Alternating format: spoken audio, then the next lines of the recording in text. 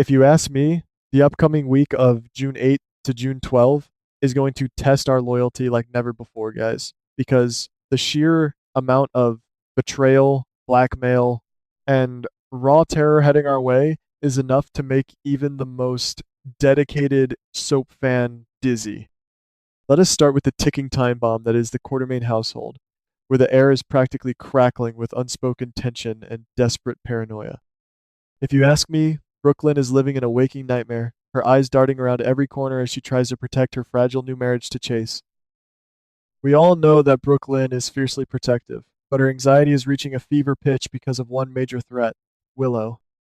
Yes, guys, Willow is creeping closer and closer to Chase, and I think we can all agree that Brooklyn is not just being paranoid here. She has every reason to keep her guard up against this supposedly saintly nurse. The silent glances, the lingering touches, and the quiet moments between Chase and Willow are driving Brooklyn to the edge of sanity, and we can clearly see that a massive storm is brewing under that roof. But wait, it gets so much worse, because Michael is lurking in the shadows, ready to play the ultimate villain in this twisted game. If you ask me, Michael has completely lost his mind, and we are about to witness him orchestrate a devastating betrayal that will blow our minds.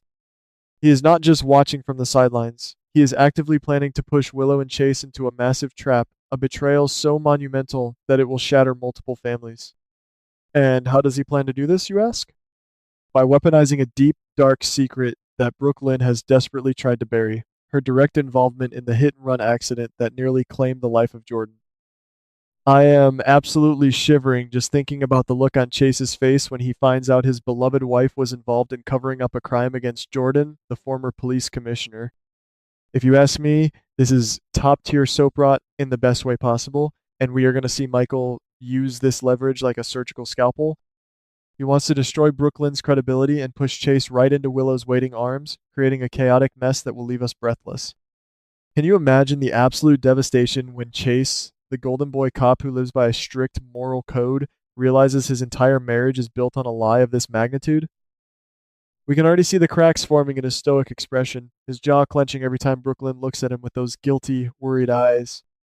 It is a slow burn disaster, guys, and I am completely obsessed with how messy this is going to get as the truth about Jordan's accident begins to leak. Thankfully for Brooklyn, she has a powerful ally in her corner, even if she does not fully realize the extent of the danger she is in. Alexis is stepping up to the plate, desperately trying to bring some peace of mind to Brooklyn and Chase by handling a completely different yet equally volatile mess.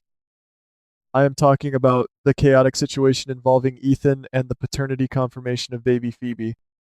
Alexis, with her sharp legal mind and fierce maternal instincts, is working overtime to neutralize the threat Ethan poses, hoping to secure a quiet resolution that keeps the peace.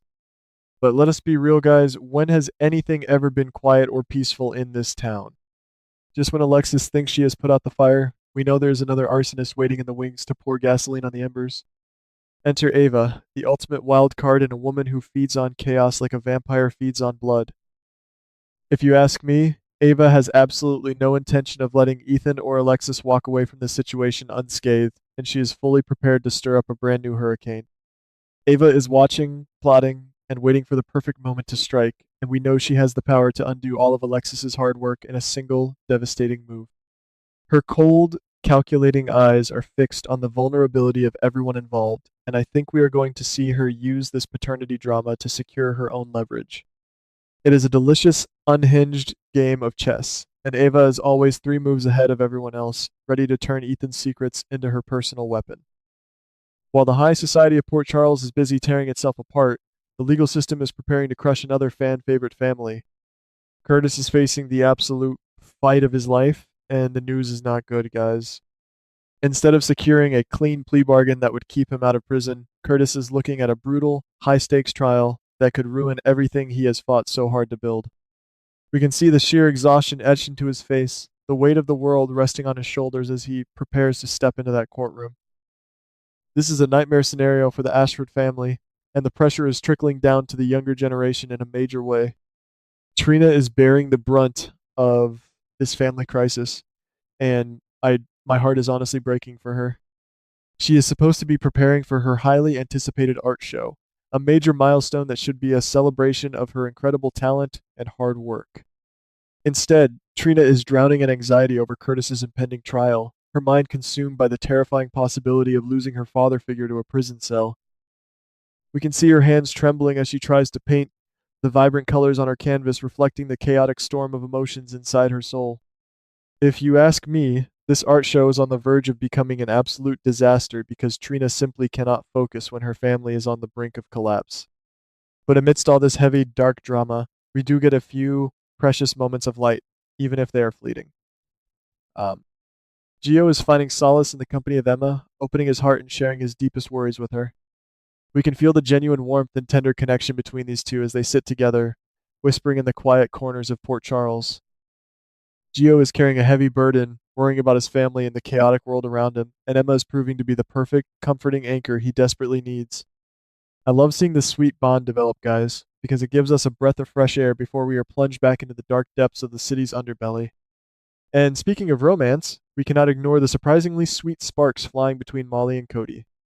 These two are finding comfort in each other's arms, sharing romantic, stolen moments that feel like a beautiful escape from the madness surrounding them. We can see the genuine smiles on their faces, the soft laughter that briefly chases away the shadows of the Davis family drama. But let us not get too comfortable, guys, because we know that in Port Charles, peace is a luxury that never lasts. Even as Molly loses herself in Cody's charm, the storm is gathering just outside their little bubble, and we have to wonder how long they can keep the harsh reality of their lives at bay. Meanwhile, Christina is trying her best to focus on her own major milestone as she prepares for her medical school graduation. This should be the proudest moment of her life, a culmination of years of intense study and sacrifice, but the timing could not be worse.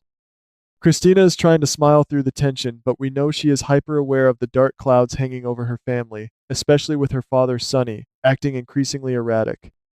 The graduation gown feels heavy, almost like a shroud, as she contemplates the fractured state of her loved ones. Can she truly celebrate her achievement when the very ground beneath her family's feet is shaking? I think we are going to see Christina struggle to maintain her composure as the pressure mounts from all sides.